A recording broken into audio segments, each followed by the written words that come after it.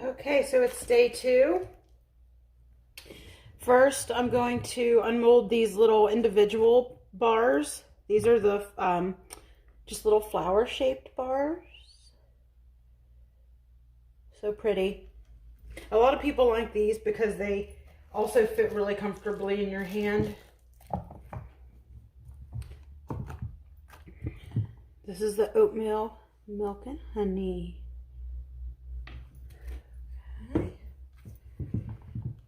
Okay.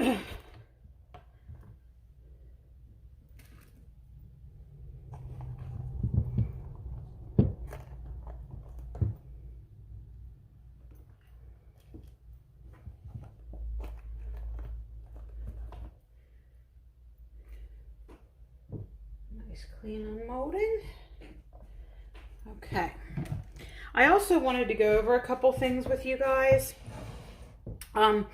You know, yesterday with this being my first video, I left some things out that I would like to tell you guys. When I put my face down and showed you guys my face yesterday, I didn't have my goggles on. They were on my head like they always are. Oh, if you can see, they're on my head right now. These are essential, 100%. You have to wear these if you're going to make soap. Also, you should always wear gloves. I don't. The reason I don't is because I have a chronic illness, a disease that makes my skin very sensitive to touch. So it hurts extremely bad for me to have gloves on. It literally feels like acid being poured on my hands. As you probably noticed, my left hand is crippled from a surgery that I had years ago. And so I work with what I've got. When you're making soap, you're using lye. If you are not using lye, you are not making soap. That's just the way it is. There are people call certain soaps when they're not. They are surfactant-based detergent bars. They're not actual soap. In order to have any kind of actual soap, it has to contain lye.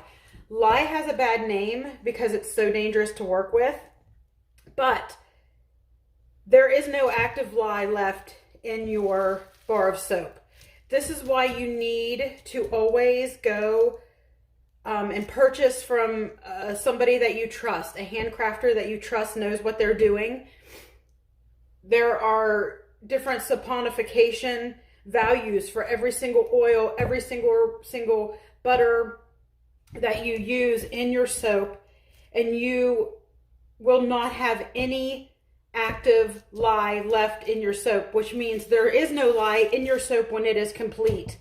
However, every soap is made with lye, if that makes sense to you. I know a lot of people say, oh, I don't like that old lye soap. My great-grandma made it, or, you know, whatever. And I just kind of laugh because it is lye soap. All soap is lye soap. The problem with great-grandma's lye soap is they didn't have the saponification value charts back then, and they literally just kind of guessed at their percentages of, you know, liquids, lye, oils, and that made the soap dangerous, and sometimes it could burn your skin because of that. And I think that's what gave it its bad rap. But these days, it's much more safe. It's not a whole lot more safe to work with per se, but it is safer in product. Now I've got to wiggle this to get it off, to get our soap out. So give me a second while I struggle. I love these molds. They're my favorites. Number one, they make a whole lot of bars at once. Number two, I love how they unmold. Okay, so now we've got to take it out of its inner lining. think I just shook the camera. And these are pretty easy to get out because of the bubble wrap that was protecting around their edges. This is like fun right here. This is the fun part.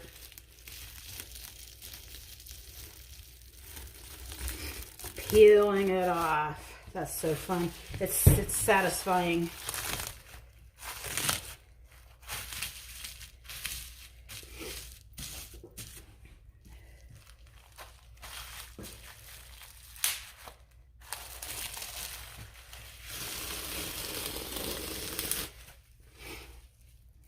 Okay.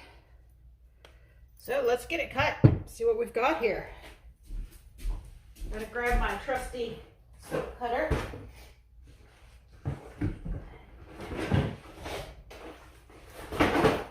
Probably should have got it out before I started.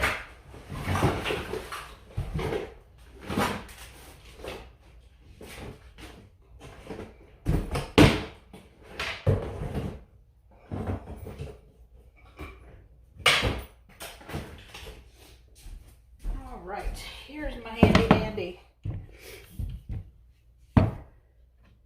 soap cutter. And I'm trying to move this to give you guys the best angle at it here. Hang on here.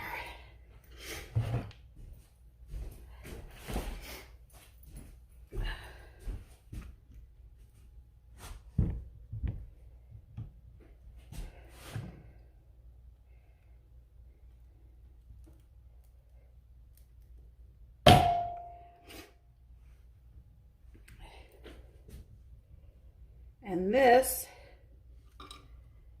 is your finished bar.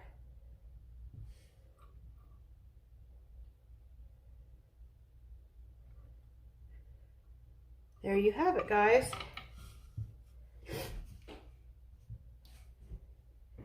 Now, all of our soaps have a 4-week cure, sometimes 6 weeks. It just depends on the recipe and the type of soap that we're making, but most of our bars are a 4-week cure time.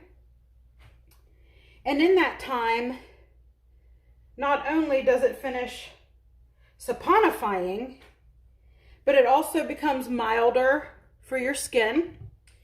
It also becomes a harder bar because curing lets all the waters and soft stuff evaporate out of your soap to make a nice hard bar, which makes it last longer as well.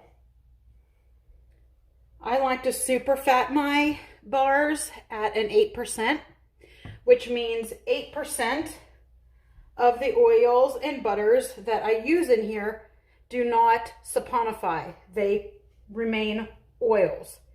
What does that mean? Well, your store-bought soaps have no super fat. That's why they dry your skin out. Extremely bad. A lot of people say, oh, my skin's never felt better, using your soap. And it's funny that a soap can do that because a lot of people say, well, soap is soap, which it is. However, when you're using a handcrafted soap with a good percentage of super fat, you're also putting the good oils back in your skin. You're not clogging your pores with them. I do make special face bars with some different oils and butters that are non-comedogenic. But even the daily bars are not terrible to use even on your facial skin. Depending on what's in them. You don't want anything that's harsh, like a harsh essential oil or something with a low super fat used, on your face, because then you'll dry it out. But you guys know that I'm always here for questions. I'm always answering your questions as soon as I can. I want to thank you all so much for keeping a small business afloat during this time. It's hard for everybody, but you guys have made it way easier on us And I just want to thank you all. All right, this is the end of our first video. And these are our end product, our bars of soap. Now these will be ready in the shop in 4 weeks. Thank you guys.